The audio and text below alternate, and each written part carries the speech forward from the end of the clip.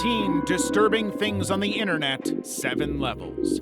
From creepy cartoons to Trump's double assassination attempts.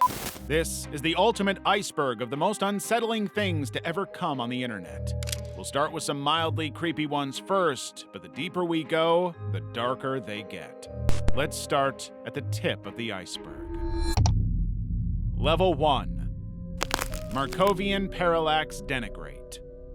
The Markovian Parallax Denigrate is one of the strangest internet puzzles. It goes all the way back to 1996, long before YouTube, Reddit, or even Google were around. Back then, people shared discussions on Usenet, an early version of online forums. And there was this one time that hundreds of bizarre, almost nonsensical posts started appearing on it. Each looked like a mix of random words strung together with no clear meaning. Most of the posts were made on August 5th, 1996, and many had the subject line, Markovian Parallax Denigrate. Others may have different subjects, but this phrase became the name of the mystery. Some of the sample lines read like, Jitterbugging McKinley, A, Break Newtonian, Inferring, Ka, Update, Cohen, Air, Collaborate, Ruse, Sports Writing, Rococo, Invocate, Tussle. That was difficult to say out loud. As you just heard, the strings were filled with real words but no grammar, like someone had shaken up a dictionary and poured it onto the screen. An odd twist was that at least one post appeared to come from the email of an American journalist and congressional staffer, Susan Lindauer. Later, she became known as an anti-war activist, so naturally people speculated about a connection. But when she was questioned years later, she denied everything. In fact, researchers concluded it was more likely that her name was just spoofed in the email header, maybe by accident, maybe on purpose. So, what could these messages mean?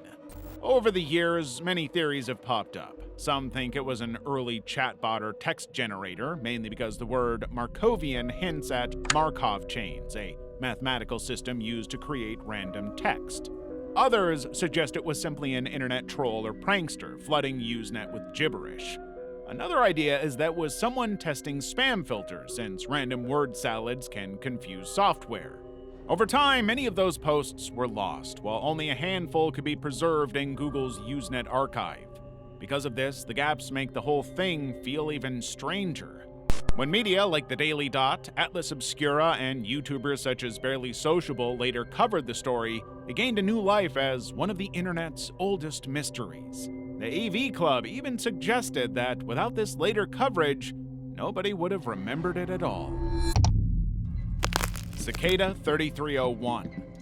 After 1996, we got a remake of the Markovian Parallax Denigrate, but this time it was far beyond random gibberish. In January 2012, a strange message was posted on the website 4chan. It began with a simple statement: "We are looking for highly intelligent individuals." At first glance, it looked like a puzzle, but this was no ordinary puzzle. It was the beginning of one of the most famous internet mysteries ever, Cicada 3301. The post included a hidden image. Inside the image was a code, and solving it led to more challenges. Each step revealed something new, like ciphers, cryptography, stenography, and references to literature, psychology, and art. Soon, people realized this was not just a single riddle. It was a worldwide treasure hunt that only the very intelligent stood a chance to solve. The name Cicada came from the strange cicada insect logo that appeared on the puzzles, along with the mysterious number. The puzzles spread across multiple platforms. Clues led to Twitter, websites, and even physical locations, which meant this was not just limited to the internet. In fact, actual posters with the cicada symbol were found in cities around the world. This global scale shocked people. It was unlike anything they had seen before. And those who couldn't solve the puzzles came up with theories to explain what cicada really was. Some believed it was a secret recruitment tool for government agencies like the NSA or CIA. Others thought it might be a project by a hacker group or even a cult. But Cicada denied all allegations of illegal activity with a PGP-signed message. The layers of encryption and deep references in the puzzles suggested that whoever created them had serious resources and knowledge. Those who did solve the puzzles said they were contacted by Cicada privately, but what happened afterwards is unclear. Some reported being invited into secret forums or tasks, but then communication would suddenly end. No one has ever stepped forward as a confirmed member or leader of Cicada 3301. The puzzles returned in 2013 and 2014, each time with new and even more complex designs. They also wrote a book called Liber Primus, but to date, nobody has ever been able to decode it completely. After 2014, the posts stopped. No more puzzles and no explanations. This made the mystery even stronger. Why did it end so suddenly? Did Cicada find the mind they were looking for, or did they give up, realizing no one could pass their tests? Level 2. Salad Fingers. Imagine clicking on a cartoon expecting some fun and instead finding a green whispery man caressing rusty spoons in a dead wasteland. I like rusty spoons. I like to touch them. But that way it actually sounds disturbing. But back in 2004, this exact nightmare went viral and the internet couldn't look away. A British animator, David Firth, created a small flash animation on Newgrounds called Salad Fingers. At first, people didn't know what to make of it. It was ugly, creepy, and somehow addictive. But the series quickly grew into one of the internet's earliest cult classics. So, who is Salad Fingers? He's a thin, green, human-like figure with long, floppy fingers, the Salad Fingers. He speaks in a soft, almost polite voice, but what he does is far from normal. He's obsessed with textures, especially rusty spoons. That mix of childlike wonder with disturbing behavior is exactly what makes the character unforgettable. The world he lives in only adds to the unease. Episodes show him wandering in a ruined desert-like wasteland, playing with finger puppets and talking to corpses. The stories blur the line between dream and nightmare. Some people think it's a post-apocalyptic setting, others see it as a portrait of trauma and loneliness. David himself has said that most of the episodes come from his own dreams, which means not everything is supposed to make sense. Over the years, the series grew. From 2004 through the 2020s, David released around a dozen episodes. The early ones were rough and simple, while the latter ones became more complex. Along the way, some odd recurring figures like Hubert Cumberdale, Marjorie Stewart Baxter, Jeremy Fisher, Auntie Bainbridge, and Kenneth the Corpse were introduced. Every appearance added another layer of mystery to Salad Fingers' little universe. Salad Fingers inspired later surreal hits like Don't Hug Me, I'm Scared, and even helped shape the weird YouTube era. Today, academics even study it as a turning point in online culture. Salad Fingers sits in that perfect space between nonsense and art. It doesn't give you answers, it makes you keep guessing, and maybe that's why, even 2 decades later, the internet still hasn't let go of those rusty spoons. Don't Hug Me, I'm Scared. Don't Hug Me, I'm Scared is not your average puppet show. It was released on Channel 4 in 2022 and flipped the bright, friendly look of a children's program into something dark, surreal, and sometimes disturbing. Kind of like SpongeBob, but if Squidward finally snapped and acted on his impulses rather than just being grumpy all the time. The show stars 3 puppets, Red Guy, Yellow Guy, and Duck, who live together in a house. Each episode introduces a cheerful topic like jobs or family, but by the end, it always twists into chaos. The series builds on the original YouTube shorts, which ran from 2011 to 2016 and became a viral hit. Fans loved the mix of kid show visuals with horror and satire, so when the TV version finally came out, expectations were high. Thankfully, it kept the same weird spirit, but stretched it into longer stories with more detail. In all 6 episodes, the structure is the same. A teacher figure shows up to explain a lesson, usually through a song, and things quickly spiral into something unsettling. In Jobs, the characters get pulled into factory work that drains them.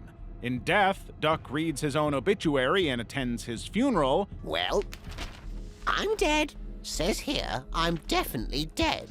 In Family, Yellow Guy is forced into a perfect family that turns out to be deeply wrong. Other episodes cover friendship, transport, and electricity, each of which starts light and ends in horror. Beyond the jump scares, the series works as satire. It shows how the lessons we're usually taught can be controlling or even harmful. Instead of giving clear answers, it exaggerates the rules until they break down. The result is funny, unsettling, and strangely relatable. Critics praised the show for its creativity and boldness. The Guardian called it hilariously creepy, while the fans ranked it among the best shows of 2022. Wrinkles the Clown. In the mid-2010s, a creepy figure called Wrinkles the Clown started showing up online and in Florida. The character first appeared in short, grainy clips, and one of the most famous videos he was seen crawling out from under a child's bed. Soon after, stickers appeared around Naples, Florida with Wrinkles' clown face and a phone number. Anyone could call the number and leave a message, and thousands of people actually did. You've reached Wrinkles the Clown. I'm not here to take your call. Leave me a message, I'll call you back.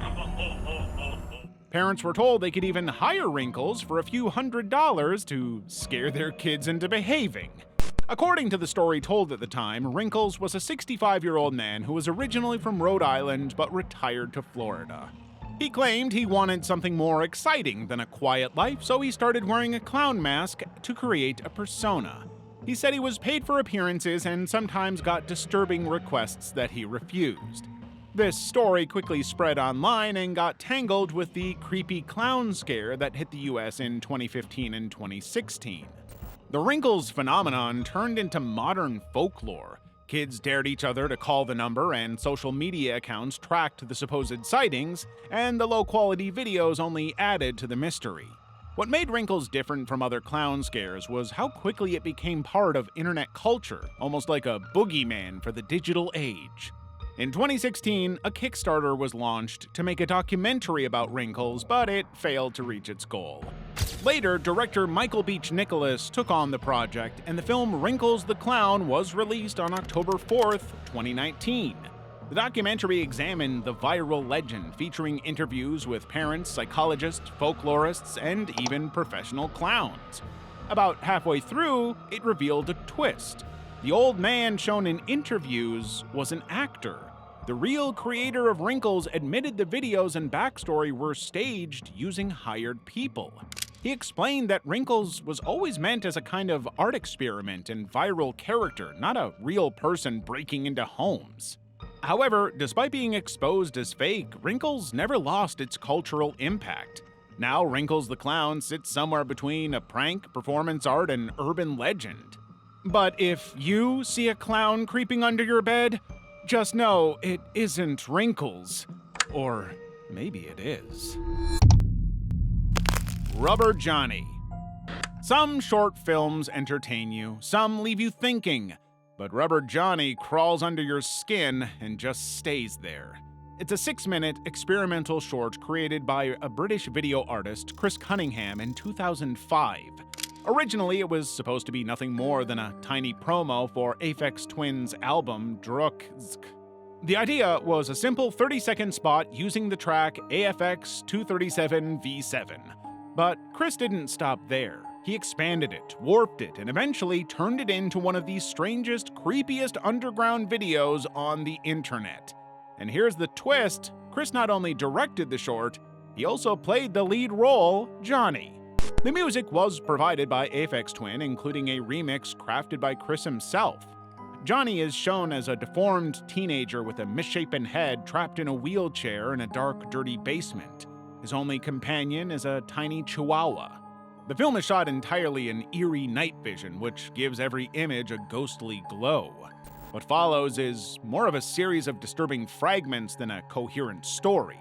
Johnny presses his face against the glass until it flattens, twists his body into unnatural shapes, smashes his head, and twitches in chaotic dances. The editing is fast and disorienting. One second you're looking at his huge pale head, next his features blur into something monstrous. Sometimes he hears voices, sometimes he speaks nonsense, Sometimes it feels like we're watching a live stream of someone's hallucinations. With distorted flesh and warped spaces, it's body horror in its purest form. Chris Cunningham said the film was born directly from the music. He would listen to Aphex Twin's track and let the rhythm and sound suggest the visuals. In the end, Rubber Johnny isn't mainstream, and it was never meant to be. Fans compare it to David Lynch's Eraserhead or Cronenberg's body horror, but with an electronic pulse driving it forward. And if that's the content you crave, well, you're at the right place. Now, don't forget to hit that subscribe button before you miss out on more horrors lying on the web. Level 3. Kanye Quest 3030. Kanye Quest 3030 is a free fan-made RPG that dropped in 2013 and instantly turned heads for being both hilarious and strangely unsettling. The setup is simple but absurd. One day, Kanye West is just walking down the street when he's pulled into a wormhole and lands in the year 3030. The future is bleak. America is under the rule of a cloned version of rapper Lil B, who's treated like a god. From there, Kanye goes on a quest to take him down. Along the way, he also meets other famous rappers like Tupac, MF, Doom, and RZA. If you have ever played a retro RPG like Pokemon or Final Fantasy, the style will feel familiar. At first glance, it looks like pure parody with a mix of hip-hop and old-school game mechanics, but here's where things get interesting and disturbing. There is a secret area in the game. If players type the word ascend at a certain point in the game, they would unlock a strange new map that is starkly different from the rest of the game. Instead of rap battles and quirky dialogues, players find cryptic text linked to something called Ascensionism, which is actually a religion based on the belief of reincarnation. The hidden quest asks for personal information and encourages players to ascend in strange ways. The discovery blew up online, and theories started spreading that Kanye Quest 3030 was secretly made to recruit people into a cult. Articles, Reddit threads, and YouTube videos all speculated on whether this was an actual trap or just a prank. You have proven your worth once again. You have ascended. However, further ascension is always possible. If you do not wish to ascend further, your journey ends here. So please close this program by pressing Alt F4 or selecting the No option above. By selecting the Yes option, you agree to participate further, and you grant us permission to interact with your possessions. Would you like to participate?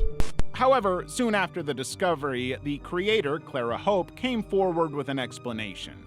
She admitted that the Ascensionism content was part of an art project she added on her own. It wasn't a real recruitment tool, but the fact that it felt so secret and so out of place gave it a creepy edge. So, is the game still around? Well, technically no, but if you look deep enough, you will probably find a Reddit thread with a sketchy download link. I am not saying you should click it, just that people do. Encyclopedia Dramatica. Encyclopedia Dramatica, often shortened to ED, is one of the internet's most infamous websites. It looks just like Wikipedia, but instead of neutral information, it delivers jokes, insults, and shock content. The site was created in 2004 by Sherard DeGrippo, online known as Girl Vinyl, and its motto is, "In lulls we trust." That pretty much sums it up. At the start, ED was meant to poke fun at internet culture. It wrote sarcastic articles about memes, forums, and fandom drama. If someone caught a fight online, ED would document it in a mocking, over-the-top way. This was the hook that made the site popular. People loved to laugh at other people's drama. But as time went on, the site's tone changed. Articles went far beyond parody and turned into a mix of hate speech, harassment, and graphic images. It didn't just make fun of internet groups like furries or bronies, it also targeted real people. Many pages included private details and very personal attacks. For critics, ED became less of a comedy site and more of a hub for cruelty. Almost every article has offensive words or disturbing pictures. Classic internet memes such as Goatsy, Blue Waffle, and Lemon Party are common. If you don't know what those are, please do not look them up. And I know hearing that makes you want to, but seriously, just don't. It's designed to push boundaries and make people uncomfortable, while its fans argue this is free speech. Throughout the years, the site has gone through chaotic leadership changes. After Girl Vinyl decided that ED was getting out of hand, she changed it to O Internet, a safer, cleaner version of ED. However, the users didn't like the positive updates. So others, like Ryan Cleary and Brian Zager, took control. Many of these figures were surrounded by lawsuits, financial issues, and even criminal charges. Because of this, ED has been shut down and restarted under new domains many times. Eventually, multiple copies started popping up, and now no single version is accepted as the official Encyclopedia Dramatica anymore. Despite all the drama, ED has left a huge mark on internet history. It showcases the wild side of early online culture where nothing was sacred and everything was fair game for mockery. Paris Catacombs Lost Tape. Beneath Paris, there is a network of tunnels known as the Catacombs. They hold the remains of more than 6 million people, stacked into neat walls of bones. The tunnels started in the late 1700s when overcrowded cemeteries forced the city to move bodies underground. Over time, the stone quarries became a massive underground graveyard. Today, only a small section of the facility is open to the public. Most of the tunnels are off-limits, but that hasn't stopped explorers known as cataphiles from sneaking in. For them, the catacombs are a mystery that needs to be unraveled. One of the most persistent stories from this underground maze is the Lost Explorer tape. According to the legend, sometime in the early 1990s, a man entered the restricted parts of the catacombs with a video camera. The footage he recorded has become infamous as one of the most disturbing parts of the internet. At first, the tape looks like you'd expect. The camera shows bone-lined corridors and narrow tunnels, but as it goes on, the mood shifts. The man starts breathing heavily, his pace quickens, and he drops his things. Some say he even hears noises that shouldn't be there. The deeper he goes, the more frantic he becomes. Eventually, the camera falls to the ground, and the tape ends there. What happens afterward is still unclear. The story says he was never seen again. His identity is unknown, and no one came forward to claim the tape. There's no closure, and that only makes the legend more unsettling.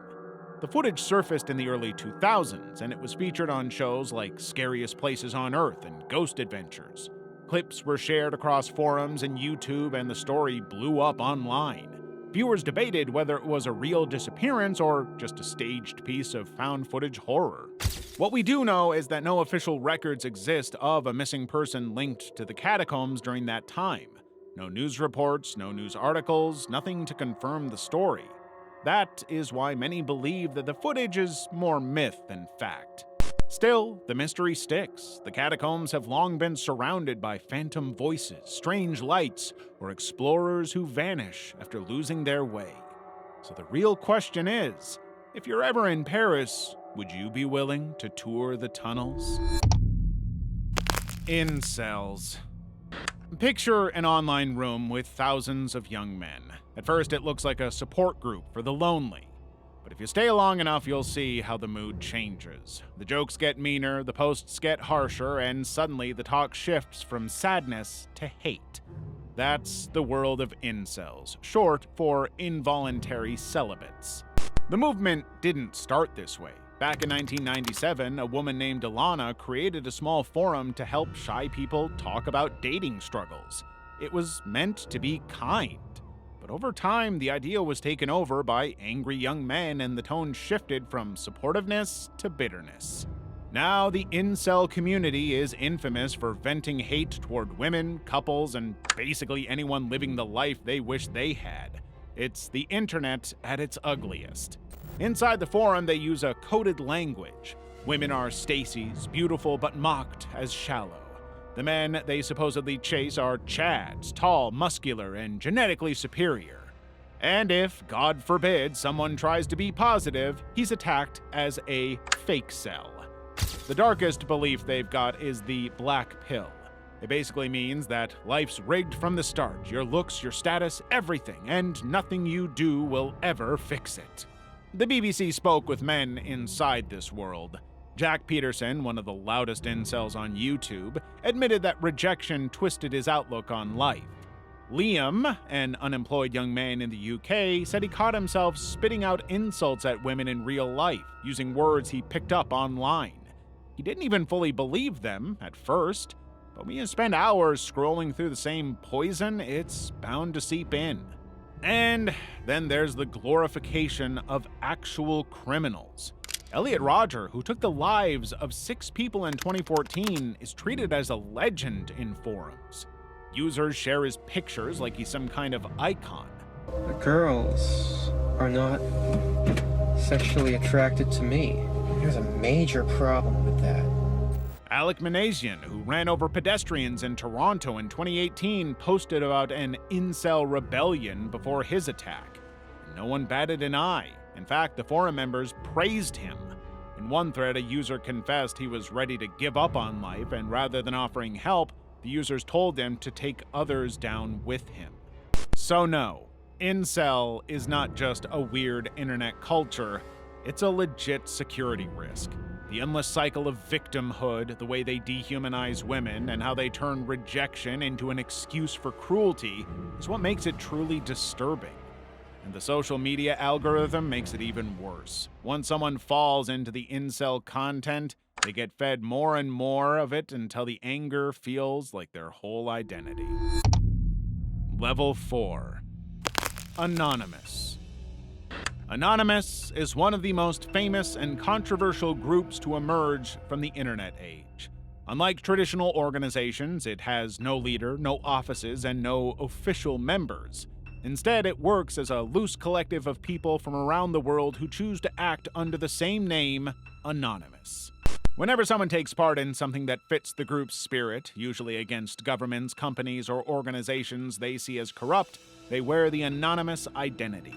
It's like a cover to protect your own identity and save yourself from the consequences. They call themselves Anonymous. They are hackers on steroids, treating the web like a real-life video game. The group's symbol is the Guy Fawkes mask, made popular by the movie V for Vendetta. Over time, that mask has come to represent global resistance against any controlling power. The roots of Anonymous date back to the mid-2000s on websites such as 4chan. These sites allowed people to post with fake names and created a shared anonymous culture. Initially, the group was about trolling and online pranks, but soon its actions grew more serious. And the turning point came in 2008 with Project Chanology, which was a campaign against the Church of Scientology. After Scientology tried to remove a leaked video of Tom Cruise praising the church, Anonymous responded with cyber attacks, prank calls, and even real-world protests outside Scientology centers. For the first time, an internet-born movement spilled out into the streets. From there, Anonymous became linked with several high-profile operations. In 2010, it launched Operation Payback against PayPal, Visa, and MasterCard when those companies blocked donations to WikiLeaks. In 2011, a group targeted Sony after lawsuits against PlayStation 3 hackers. And it wasn't just limited to big companies. In 2015, after the Paris terrorist attacks, Anonymous declared cyber war on ISIS and claimed to shut down thousands of extremist social media accounts. Each of these actions show how an online community could act like a digital protest army and cause more damage than anyone can imagine. What makes Anonymous hard to define is its philosophy. There is no single unified motive. Some members truly want to fight injustice, while others just want chaos or fun. This lack of structure makes it both powerful and unpredictable. Steve Irwin death video. Steve Irwin, the crocodile hunter, was famous worldwide for his energy, courage, and love of animals. On September 4th, 2006, while filming the documentary Ocean's Deadliest off the coast of Queensland, Australia, his life ended suddenly at the age of 44. Steve was swimming near a stingray when it stung him with its barb. The barb pierced his chest and hit his heart, causing his immediate death. The whole incident was captured on camera by the documentary crew. However, the footage of the actual moment was never released to the public. After an official investigation, Australian authorities ordered nearly all copies of the footage to be destroyed. Only one copy remained, which was handed over to Steve's widow, Terry Irwin. She later confirmed that she destroyed this final copy. She thought it was unnecessary to keep it and that destroying it would only protect Steve's dignity and legacy. The rest of the documentary footage was preserved. Ocean's Deadliest aired a 2-hour special on January 21, 2007 on the Discovery Channel and Animal Planet. The episode focused on Steve's interactions with sea animals and his dedication to conservation. The tragic event itself was not included. Instead, the documentary highlighted his work and mission. Over the years, some fake Steve Irwin death videos have surfaced online, but the original footage no longer exists. Steve's conservation work continues through his daughter Bindi Irwin and son Robert Irwin, and his legacy lives on in their efforts to protect wildlife. Titan submersible implosion. In June 2023, the world suddenly turned its eyes to the North Atlantic. A small submersible called Titan, run by a company named Ocean Gate Expeditions, went missing during a dive to the Titanic wreck. For a few days, it felt like a real-life thriller unfolding in front of us. The Titan was on its way down to 12,500 feet below the surface where the Titanic rests. Down there, the pressure was brutal, more than 370 times what we feel at sea level. During that dive on June 18th, something went terribly wrong. The sub's pressure hull gave way and caused a sudden implosion. That means the vessel was crushed instantly by the sheer weight of the ocean. All 5 people on board died at that moment. The victims included Stockton Rush, the CEO of Ocean Gate, and Paul-Henri Nargeolet, a well-known Titanic expert. Hamish Harding, a British billionaire, and Pakistani businessman Shahbaz Dawood, along with his 19-year-old son, Suleiman. For days after the sub lost contact, the story dominated headlines. Search teams from several countries joined the mission to scan the ocean with sonar and aircraft. Reports came out about banging noises detected in the area, which sparked hope that maybe the crew was still alive and signaling. Social media exploded with speculations and live updates. The Titan became the internet's obsession. But on June 22nd, the U.S. Coast Guard confirmed the worst. Pieces of the Titan had been found near the Titanic wreck. That debris proved the vessel had imploded. After the news broke, attention shifted to why this happened. Unlike most deep-sea subs that use strong metals like steel or titanium, the Titan was made partly with carbon fiber. That material isn't widely tested for extreme ocean depths, and many engineers had warned it might not hold up to such pressure. To make things worse, Ocean Gate had chosen not to go through third-party safety certifications. Stockton Rush believed rules slowed down innovation, but critics said that was a shortcut that cost lives. The incident sparked bigger debates, too. Should extreme tourism like $250,000 trips to the Titanic even be allowed if the risks are so high? And is it ethical to put rescuers in danger for adventures like this? Level 5. Sagar to the Odisha Waterfall Tragedy. On August 23, 2025, a deadly accident at Duduma Waterfall in Odisha's Korapur district went viral online and shocked people everywhere. Sagar Kundu, a 22-year-old YouTuber known for travel and photography content, went missing after being swept away by strong currents while filming a video. The incident was recorded on camera, and the footage quickly spread online, drawing millions of views and comments. The waterfall is a beautiful but dangerous location, and that day the water flow was unusually heavy. Sagar wanted to get dramatic shots for his channel, so he stood on a rock in the middle of the rushing water. Friends had warned him not to go so close, but he ignored the danger. Suddenly, a surge caused by the nearby Machkund Dam made him lose balance. In the video, he can be seen being pulled away by the water. His friend Abhijit Behera rushed to save him, but Sagar disappeared in the strong currents. After that incident, search teams immediately began operations. His camera and some equipment were found nearby, but Sagar remained missing. A After a long search of 10 days, his body was finally recovered almost 3 kilometers from the Machkund hydro power project. While the search for his body was going on, social media was buzzing. Some argued that his actions were reckless, others saw it as a tragic twist of fate, and many were just stunned by how unpredictable life can be. A prison officer was beaten to death by inmates. Jason Palmer was a 33-year-old former U.S. Marine working as a prison officer at Spring Hill Corrections Facility in New Zealand. His job was tough and often dangerous. On May 16, 2010, he was performing a routine unlock procedure. He knew the risks. Some inmates had violent histories, but nothing could have prepared him for what happened next. Inmate Latu Savelio Halengingi Kepu, who had a record of aggression and gang connections, suddenly struck Jason in the face with a powerful punch. The force caused Jason to fall backwards, and he hit his head hard on the concrete floor. The injuries were severe, and he was immediately rushed to the hospital and placed on life support. Tragically, Jason passed away the next day after his family agreed to remove life support. This was the first time a prison officer had died on duty in New Zealand, and it shocked the country. What's even more shocking is that before the incident, Jason had reported concerns about Latu, but the prison failed to act promptly. It had some serious problems. Staff shortages, not enough protective measures, and inexperienced officers being placed with dangerous inmates made the situation risky. These issues meant that Jason and his colleagues were under a constant threat even when they tried to follow procedures carefully.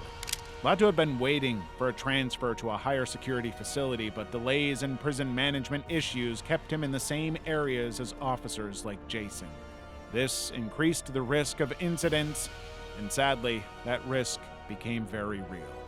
Later, Latu was sentenced to life in prison with a minimum of 15 years before he could apply for parole. President Trump's assassination attempt. Few public figures divide opinion like Donald Trump, but in 2024, that division nearly turned into violence. The U.S. was shaken by 2 serious assassination attempts targeting the president. The first attack took place on July 13, 2024, at a campaign rally in Butler, Pennsylvania. A 20-year-old named Thomas Matthew Cooks fired an AR-15-style rifle from a rooftop near the rally. The bullet struck Trump's ear, but Secret Service agents quickly shielded him and transported him to a hospital. Tragically, a firefighter, Corey Comparator, took the shot and died. However, Trump only got minor injuries and was released from the hospital later that day. On later investigation, it was revealed the rally site lacked proper security measures. A bipartisan House report criticized both the Secret Service and local law enforcement for poor communication and incomplete preparation. Just 2 months later, on September 15, 2024, a second attempt occurred at Trump International Golf Club in West Palm Beach, Florida. This time, the authorities were quick to neutralize the threat. A 59-year-old man, Ryan Wesley Routh, was planning on carrying out an attack, but he was caught beforehand. Evidence suggested Ryan had been planning the attempt for weeks, even offering a $150,000 bounty for Trump's assassination. He was also seen stalking Trump's properties, and again, the House reported that security measures were insufficient. Now Ryan faces federal charges including attempted assassination, violence against a federal officer, and firearms violations. He's representing himself in court, which is a brave choice for someone facing such serious accusations. During jury selection, he publicly apologized to jurors, showing awareness of the burden his trial placed on others. Level 6. George Floyd, 2020.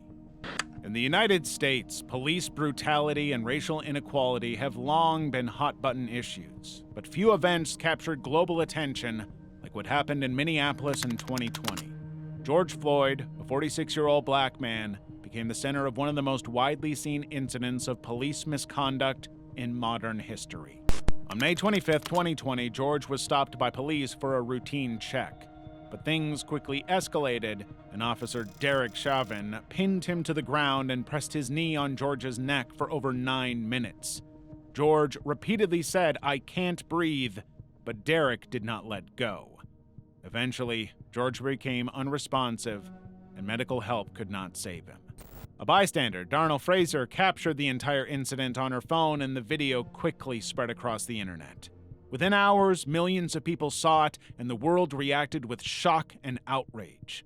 The footage made people stop and pay attention. It highlighted a bigger problem about police brutality and systemic racism, all through the death of one man. Across the US and even internationally, police took to the streets in massive protests.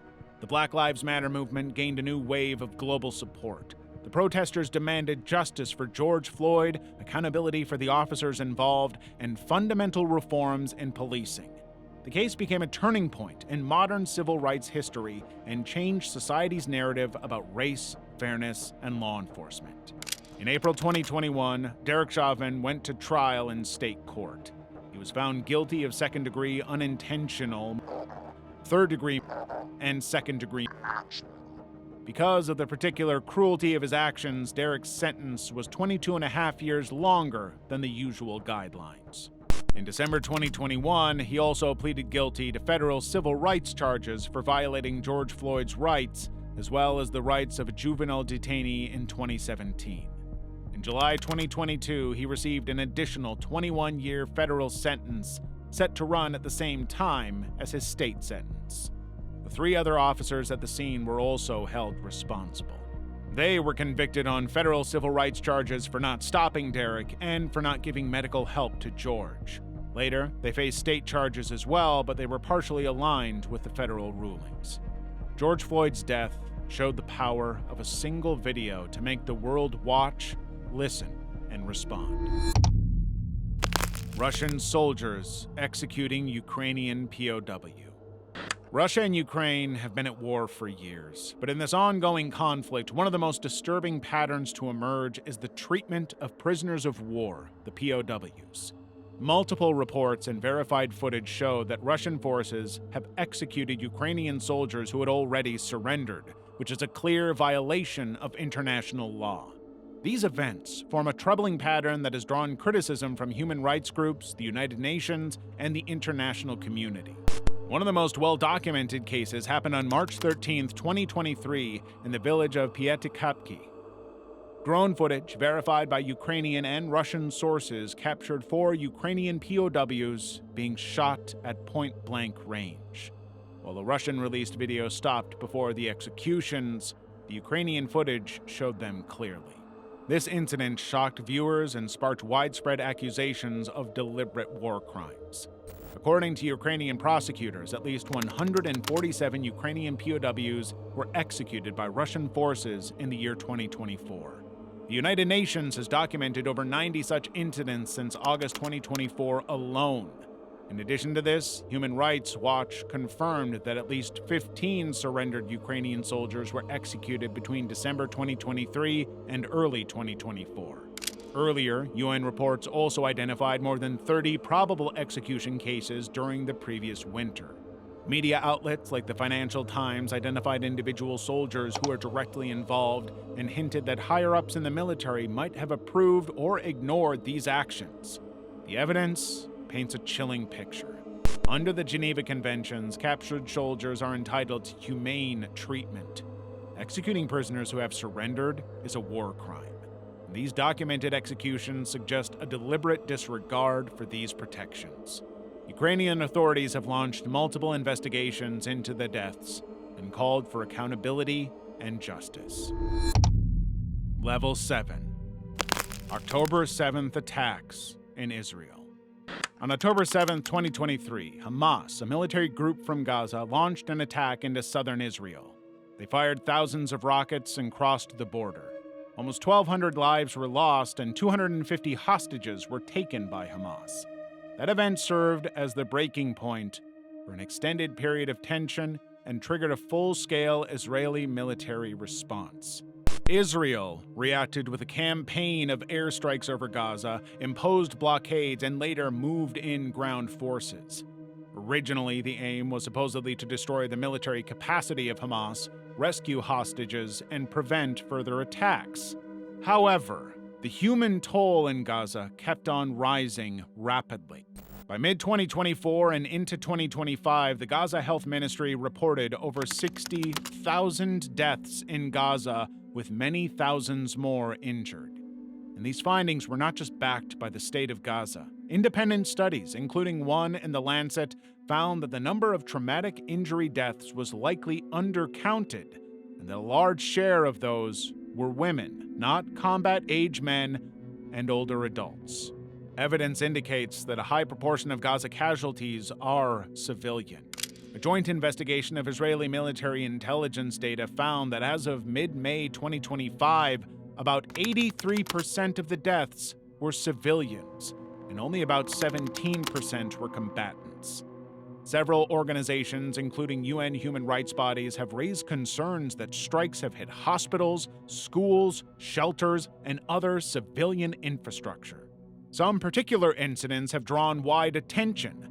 For example, on the 31st of October 2023, an airstrike on the Jabalia refugee camp reportedly took 50 to 120 lives. Another is the Fahmy al-Jajaroui school attack in May 2025, when at least 36 people died and dozens more were wounded, including women and children. Meanwhile, the war has devastated the infrastructure in Gaza. Houses, schools, hospitals, and road networks have been badly damaged or destroyed. An academic study using radar imaging found that a large majority of buildings in Gaza were damaged or destroyed in the first year. Israeli losses have also been significant, but they are smaller in number. Alongside the deaths on the 7th of October, there have been military and civilian deaths by rocket fire from Gaza. Israeli reports say hundreds of soldiers have died, but the estimates of militant deaths are harder to verify. Today, as of mid-2025, the war is still ongoing. Gaza continues to face shortages of food, clean water, medical supplies, and power. Many Gazans have been forced to move, but they ultimately have nowhere safe to go. Ceasefire negotiations, international diplomatic efforts, and humanitarian aid continue, but with little to no success. That was it for today's video. And if you've made it to the end, why don't you check out Volume 3 of The Most Disturbing Things on the Internet.